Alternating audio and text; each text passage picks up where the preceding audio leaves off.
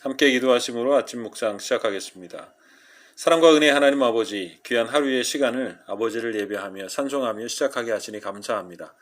오늘도 은혜와 사랑으로 인도해 주심을 감사하며 오늘도 우리의 삶을 통하여 영광을 받아 주시옵소서. 감사하며 예수 그리스도의 이름으로 기도하옵나이다. 아멘. 함께 복음성과 하나님의 은혜 찬송하겠습니다.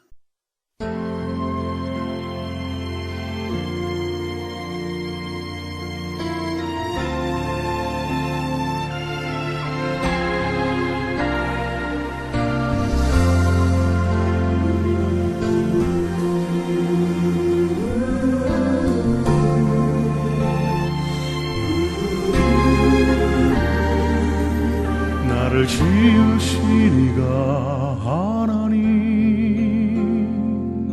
나를 부르신 이가 하나님, 나를 보내신 이도 하나님, 나의 나 된 것은 다 하나님 은혜라. 나의 달려갈 길 다가도록 나의 마지막 호흡 다하도록 나로 그 십자가 함께 하시니 나의 나 된 것은 다 하나님 은혜라. 한량없는 은혜, 갚을 길 없는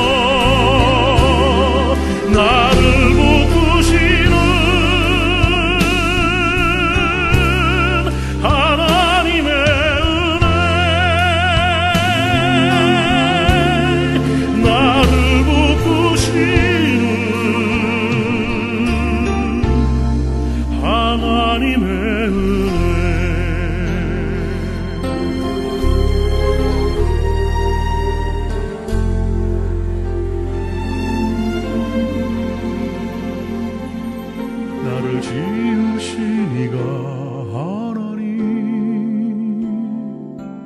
나를 부르시니가 하나님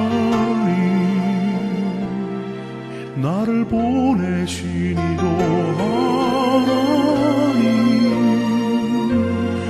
나의 나 된 것은 다 하나님 은혜라.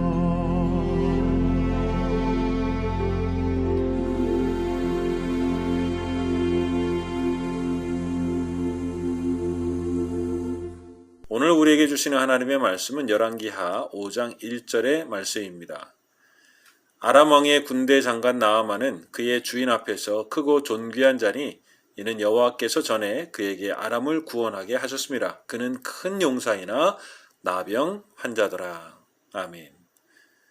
인생은 두 가지를 바로 알고 그것에 대하여 바르게 반응하고 살아가면 행복하고 복되게 살아갈 수 있겠다라는 생각을 해보게 됩니다.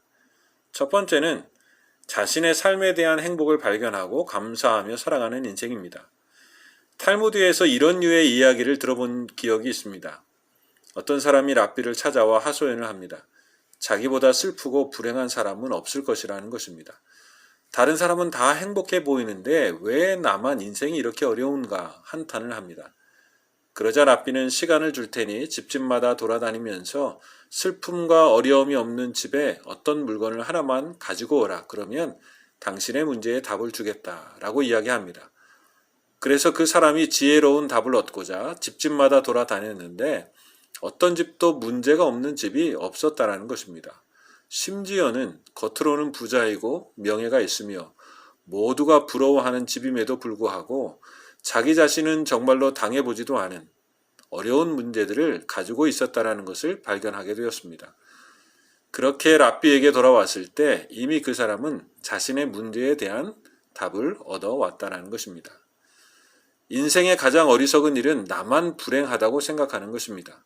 다른 사람들은 아무 문제가 없으며 괜찮은 것 같은데 왜 나만 어렵고 불행하느냐 한탄하는 것은 정말 어리석은 중에 어리석은 일이며 자신을 가장 불행하게 하는 일이 될 수 있다는 것입니다.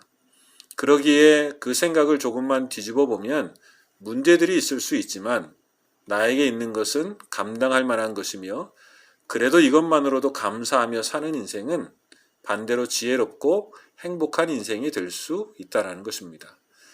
오늘의 말씀은 두 가지를 생각해 볼 수 있는데요. 한 가지는 이렇습니다.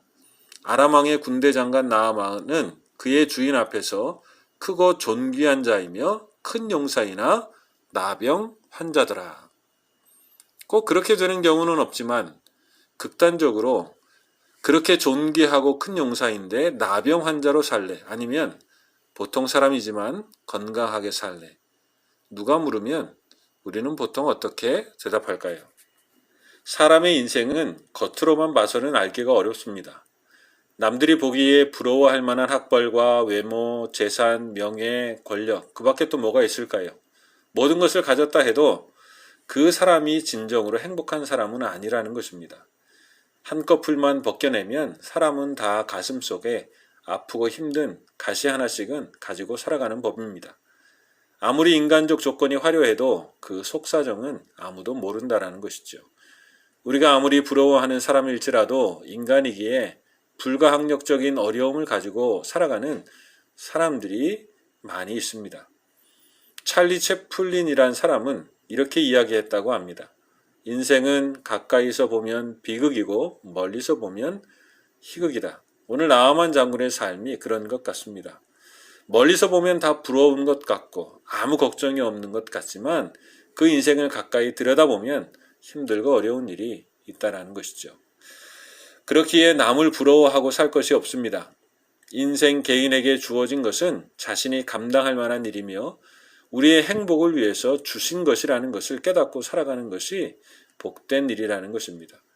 남을 바라보고 비교하며 불행하게 살지 말고 나에게 주신 삶이 선물이고 행복인 것을 깨닫고 감사하며 살아가는 삶만큼 행복한 것은 없습니다. 우리가 잘 아는 시 중에 천상병 시인의 귀천이라는 시가 있습니다. 나 하늘로 돌아가리라.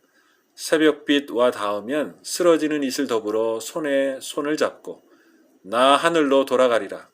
노을빛 함께 단둘이서 기슭에서 놀다가 구름 손짓하면은 나 하늘로 돌아가리라. 아름다운 이 세상 소풍 끝나는 날 가서 아름다웠더라고 말하리라. 시인은 그의 인생을 아름답다고 표현합니다. 그리고 이 세상에 소풍 온 것이라 말하고 있다는 것이죠. 세상 어떤 것 다른 사람 부러워할 일이 없습니다.